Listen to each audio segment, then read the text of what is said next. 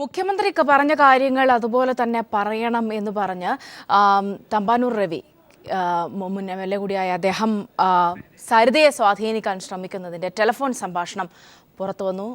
അതിലേക്ക്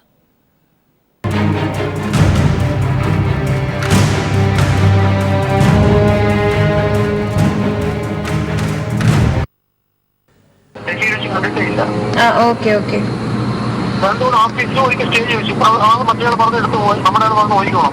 okay okay അത് നാളെ എടുക്കുമെന്ന് പറഞ്ഞു. മൊഴി എടുക്കും.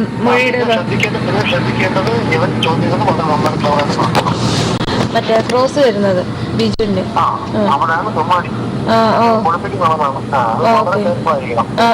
മനസ്സിലായി സാറേ. നാളെ രാവിലെയാണ് സാറേ.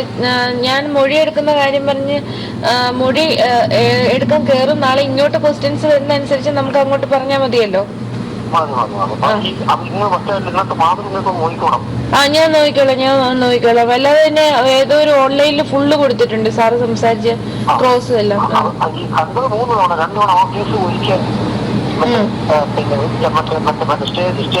ഓക്കെ ഓക്കെ ഓക്കെ ഓക്കെ സാറേ. ശരി സാറേ. ലെറ്റർ സ്റ്റേ ചെയ്തു കൊടുക്കുന്നത്. അത് പിന്നെ പേഴ്സണൽ കാര്യങ്ങളാണ്. അത് ഇതുമായിട്ട് റിലേറ്റ് ചെയ്തിട്ടല്ല എന്ന് മറുപടി പറഞ്ഞാൽ പോരെ.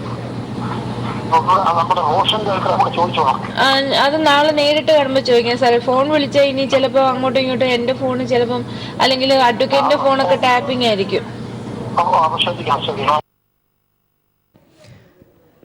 സരിതയോട് തമ്പാനൂർ രവി സംസാരിക്കുന്നതിൻ്റെ KPCC ജനറൽ സെക്രട്ടറി കൂടിയാണ് അദ്ദേഹം,